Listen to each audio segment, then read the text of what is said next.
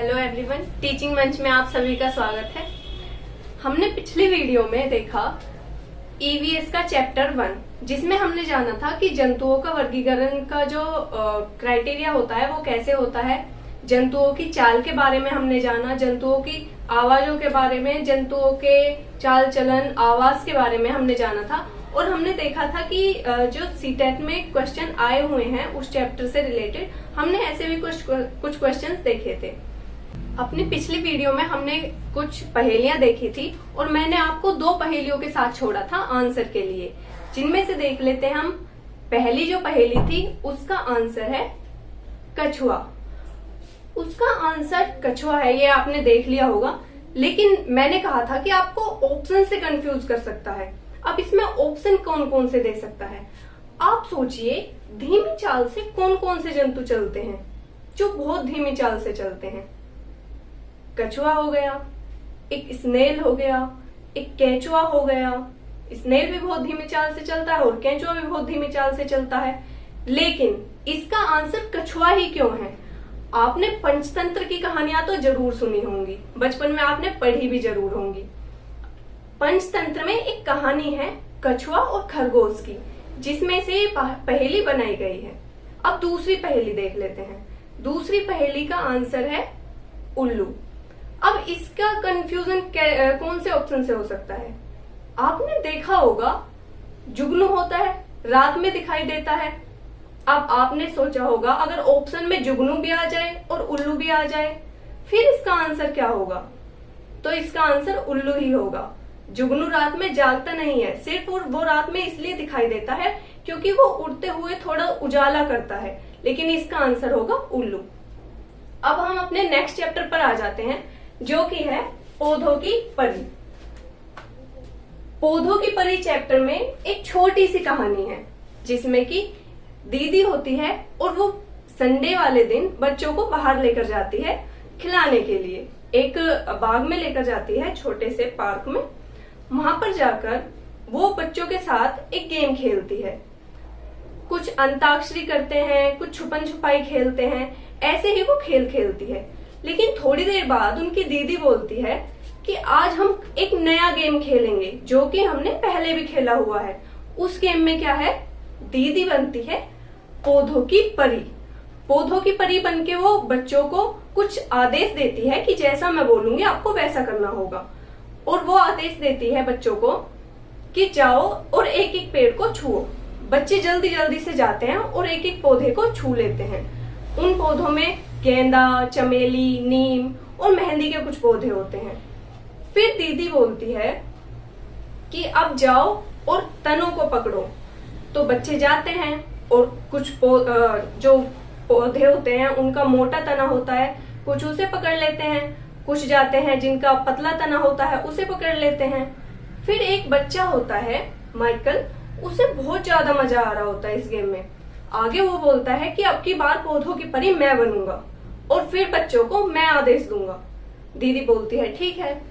फिर माइकल बोलता है कि जाओ और मेरे पास पत्ते चुनकर लाओ। फिर दीदी बोलती है पत्ते चुनकर तो ला रहे हो, लेकिन किसी को तोड़ने नहीं है। इससे क्या हमें बच्चों को सीख देनी है? पौधों की जागरूकता के बारे में, कि हमें ना तो पौधे तोड़ने हैं और ना ही उनके पत्ते या टहनियां तोड़नी है। आगे गेम ऐसे ही चलता रहता है। आगे बच्चे कहते हैं कि अब की बार पौधों की परी मैं बनूंगा, लेकिन बहुत ज्यादा देर होने की वजह से गेम यहीं रुक जाता है। इस चैप्टर में इतना था। आगे इस चैप्टर में एक पोयम दी गई है जिसका नाम है पत्ते ही पत्ते। उस पोयम के जो कवि हैं, पत्ते ही पत्ते कविता के जो कवि हैं, वो विजेंद्र पाल सिसोदिया हैं। अभी जो पैटर्न चेंज हुआ है सीटेट का, जो सीबीएसई ने चेंज किया है, उसमें कवि के नाम या राइटर के नाम पूछ लेता है, इसलिए आपको इन्हें भी ध्यान में रखने की जरूरत है। इस पोयम पत्ते ही पत्ते में विजेंद्र पाल सिसोदिया जी ने क्या बताया है?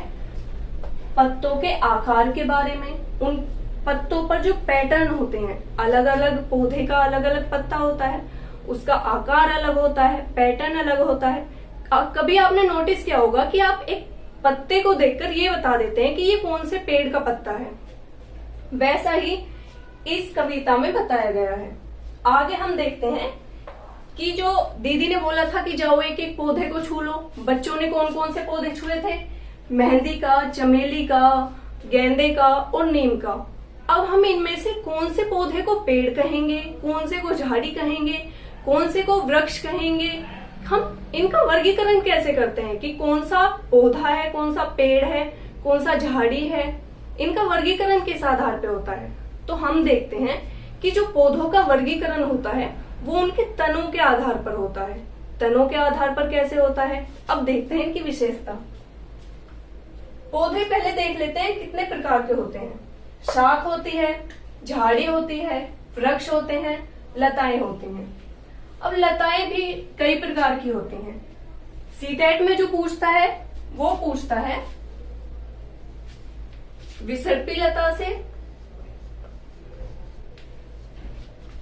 और आरोही से। विसर्पी लता और आरोही लता क्या होती है ये हम देखेंगे आगे। पहले हम देख लेते हैं शाख क्या होती है। शाख या हर्ब्स, ये क्या होती है? अब हम देख लेते हैं शाख जो होता है उसकी विशेषताएं क्या होती है, किस आधार पर पहचाना जाता है कि कौन सा पौधा शाख की श्रेणी में आएगा। शाख यानी कि हर्ब्स, इसके तने की क्या विशेषताएं होती हैं? इसका तना बहुत ज्यादा कोमल होता है, अत्यधिक छोटा होता है और तने का रंग जो होता है वो बहुत ज्यादा हरा होता है। इसके एग्जाम्पल में हम क्या देख सकते हैं? मेथी, पालक, धनिया, इन्हें आपने घर में उगाया भी होगा और देखा होगा कि इनके जो तने होते हैं वो कितने हरे होते हैं और जब आप इन्हें थोड़ा सा टच करते हैं तो ये टूट जाते हैं। आगे हम देखते हैं झाड़ी की विशेषताएं।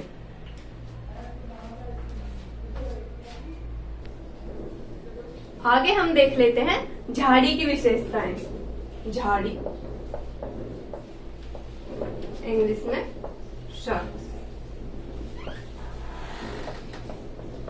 इसके तने की क्या विशेषताएं होती हैं जिसके आधार पर हम पहचान सकते हैं कि इसे हम झाड़ी कह सकते हैं? इसका तना जो होता है वो शाख की, अगर हम शाख से तुलना करें झाड़ी की, तो वो शाख से थोड़ा सा मजबूत होता है।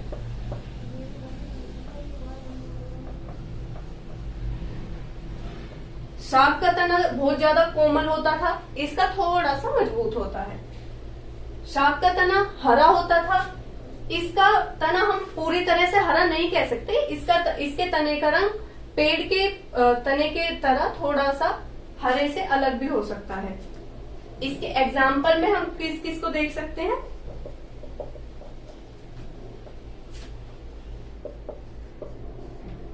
तना इसका थोड़ा सा कत्थई रंग का हो सकता है। एग्जाम्पल में गुलाब,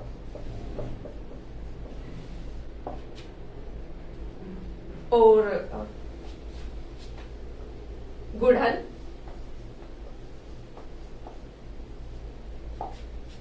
मेहंदी,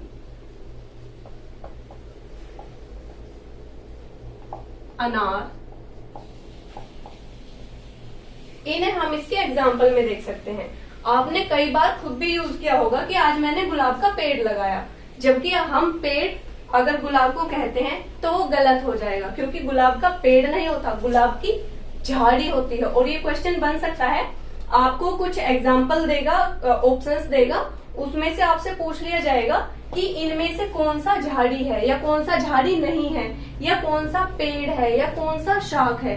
तो आपको ये एग्जाम्पल ध्यान रखना चाहिए, ध्यान रखने की जरूरत है कि कौन सा झाड़ी के अंदर आता है, कौन सा शाख के अंदर आता है, कौन सा पेड़ के अंदर आता है। अब हम आगे देख लेते हैं पेड़ के।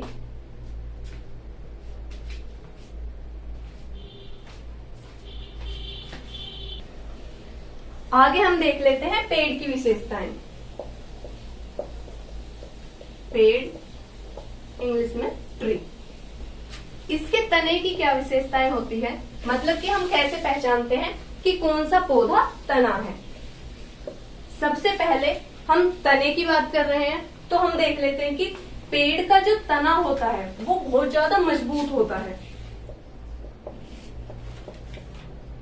मजबूत। इसे आसानी से हम तोड़ नहीं सकते। जो झाड़ी थी उसको हम आसानी से तोड़ सकते हैं, शाख को तोड़ने में ज्यादा मेहनत की जरूरत नहीं पड़ती। आगे हम देखते हैं इसकी जो ऊंचाई होती है वो झाड़ी से या शाख से बहुत ज्यादा होती है। ऊंचाई,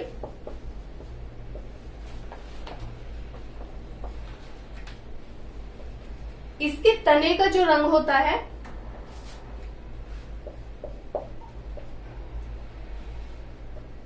रंग अलग अलग पेड़ के तने का अलग अलग रंग हो सकता है, लेकिन हम अगर एक नॉर्मल आइडिया देखें तो पेड़ के तने का रंग जो होता है वो कत्थई होता है।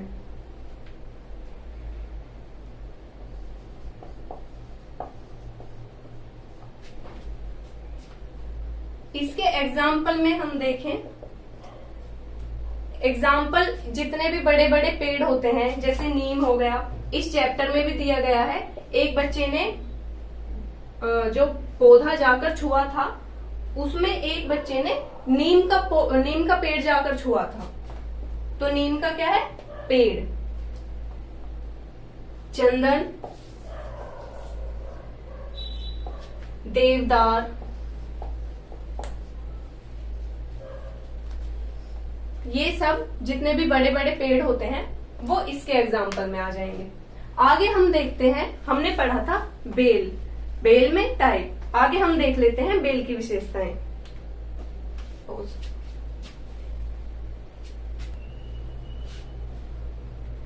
बेल या लता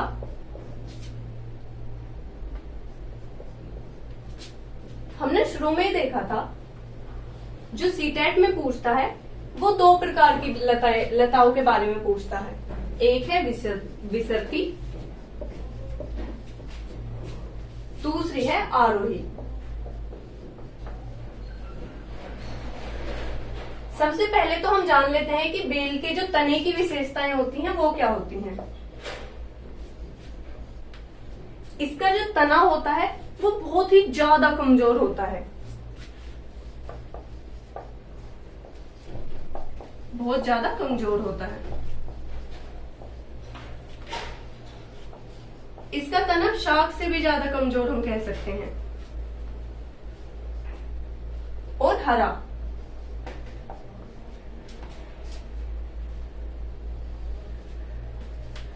अब देखते हैं विसर्पी लताओं में, आरोही लताओं में इनके तने की क्या विशेषताएं हैं, मतलब कि इन दोनों की क्या विशेषताएं हैं और इनके एग्जाम्पल में कौन कौन सी बेल आ सकती हैं।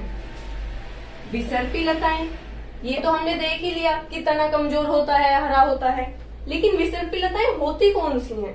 विसर्पी लताएं वे लताएं होती हैं जो खुद के सहारे पर खड़ी नहीं हो सकती हैं।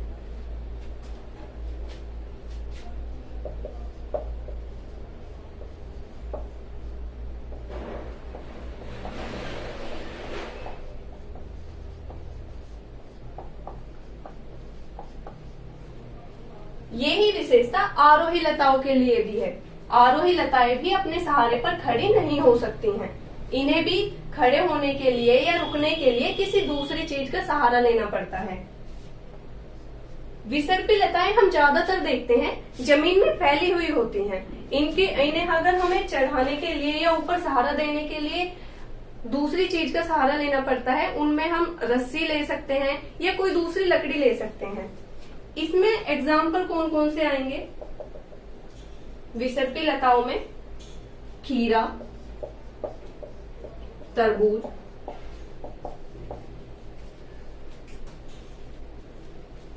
अब देखते हैं आरोही लता। आरोही लता की एक तो सेम विशेषता यही हो गई कि ये अपने सहारे पर खड़ी नहीं हो सकती हैं। इन्हें सहारे के लिए दूसरे पेड़ की या पौधे की या फिर रस्सी की या किसी ऐसी ही लकड़ी की जिसे जमीन में गाड़ दिया जाए उसकी हेल्प लेनी पड़ती है। आरोही लताओं के एग्जाम्पल में इसका आप स्क्रीनशॉट ले सकते हैं। आरोही लताओं के एग्जाम्पल में हम देखते हैं, आपने खुद भी घर पर कभी एक बेल लगाई होगी जिसका नाम है मनी प्लांट। मनी प्लांट को आप ऊपर चढ़ाने के लिए क्या करते हैं, रस्सी का प्रयोग करते हैं या किसी दीवार के सहारे से उसे ऊपर चढ़ा देते हैं। दूसरा है बोगनवेलिया।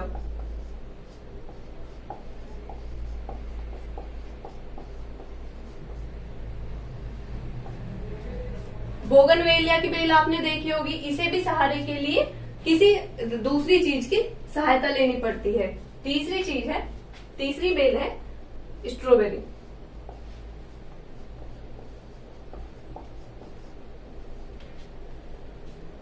अब आपको विसर्पी लताओं में और आरोही लताओं में इन दोनों लताओं के नाम याद रखने की बहुत ज्यादा जरूरत है, क्योंकि सीटेट में बेल के नाम देगा और आपसे पूछ लेगा कि इनमें से कौन सी विसर्पी है, या ये पूछ लेगा कि कौन सी आरोही नहीं है। इसलिए आपको इन नामों को याद रखने की जरूरत है। अब हम कुछ क्वेश्चंस देख लेते हैं जो प्रीवियस में आए हुए हैं या आ सकते हैं। पहला क्वेश्चन है, सबसे जल्दी बढ़ने वाली बेल कौन सी होती है? तो इसका आंसर क्या है? तुरही की बेल। दूसरा क्वेश्चन है, बांस क्या है? हमने अक्सर देखा होगा कि हम बांस पढ़ते हुए बोल देते हैं कि बांस का पेड़ देखा, लेकिन बांस का पेड़ बोलना गलत है, क्योंकि बांस पेड़ नहीं है, बांस एक शाख है या घास भी बोलते हैं। औषधीय पौधे, जड़ी बूटियां और झाड़ियों से जुड़ा जो शास्त्र है उसे क्या कहेंगे, या वेद भी कह सकते हैं कि इनका अध्ययन जो करते हैं हम कौन से वेद में करते हैं, तो वो है आयुर्वेद।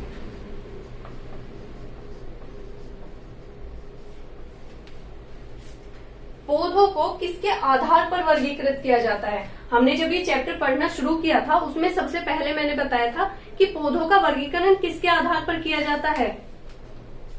तने के आधार पर। तने के आधार पर।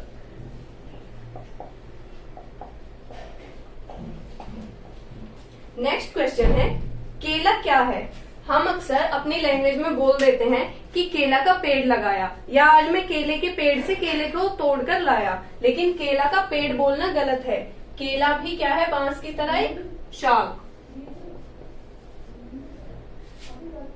या झाड़ी। नेक्स्ट क्वेश्चन है, पत्तियों का रंग हरा किसकी वजह से होता है? ये बहुत ही कॉमन सा क्वेश्चन है, क्लोरोफिल की वजह से। कॉमन है इसका मतलब ये नहीं है कि इम्पोर्टेंट नहीं है, ये सीटेट में आया हुआ भी क्वेश्चन है कि पत्तियों का रंग हरा किसकी वजह से होता है? क्लोरोफिल के कारण। नेक्स्ट क्वेश्चन है, सूखे पत्तों से चित्र बनाने वाले जो चित्रकार थे वो कौन थे और कहां से थे? ये इनमें सबसे ज्यादा इम्पोर्टेंट क्वेश्चन है जो कि सीटेट कई बार पूछ चुका है, और ये इस चैप्टर में दिया भी हुआ है, जिनका नाम है विष्णु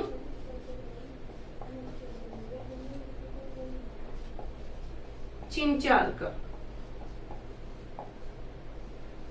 ये थे कहां से?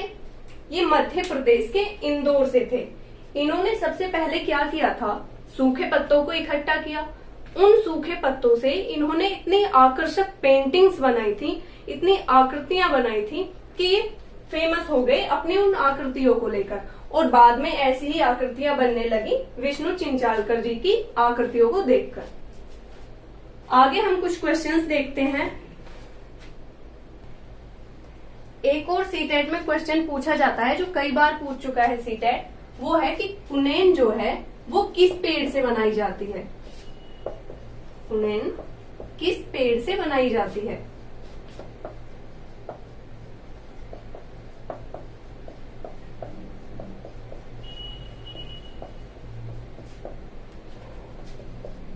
या इसका दूसरी तरह से भी पूछ सकता है, आंसर है इसका सिंकोना।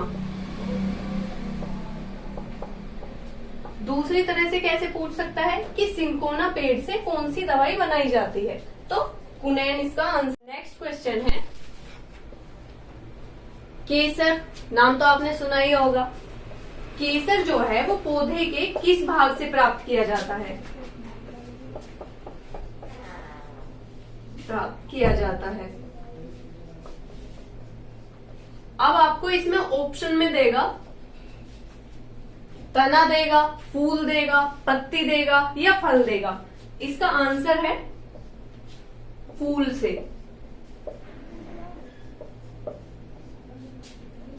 ये कुछ क्वेश्चंस थे जो इस चैप्टर से बन सकते थे, या इससे कुछ ऐसे क्वेश्चन रिलेटेड जो पहले आए हुए हैं। आगे हम देखेंगे चैप्टर नंबर 3, उसकी स्टोरी देखेंगे क्या है, उसमें जो क्वेश्चन आए हुए हैं ये देखेंगे क्या है, या क्या बन सकते हैं, ये हम उस चैप्टर में देखेंगे। इस चैप्टर के लिए इतना ही था।